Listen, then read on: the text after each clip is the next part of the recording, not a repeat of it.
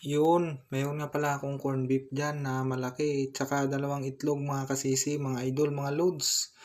Tara, samahan nyo ako. Magluluto tayo. Yun, ito na nga pala yung aking lutuan. Nilagay ko na din yung corn beef. Ganyan lang pala ako magluto ng corn beef, mga idol at mga loads. Binuhos ko na sa kawali. At tantayin pala natin mawala yung kanyang sabaw, mga kasisi. Sabay minikos-mikos ko na nga pala yan, mga idol at mga loads.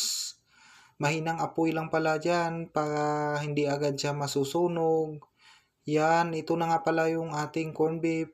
Kunti na lang pala. Antayin na lang natin na medyo matuyo konti. At saka siyempre nilagay na natin agad ng dalawang itlog sabay mekos-mekos. Corn beef with egg pala ang menu natin for today's vlog and for today's video. Yun, ito na nga pala yung ating corn beef.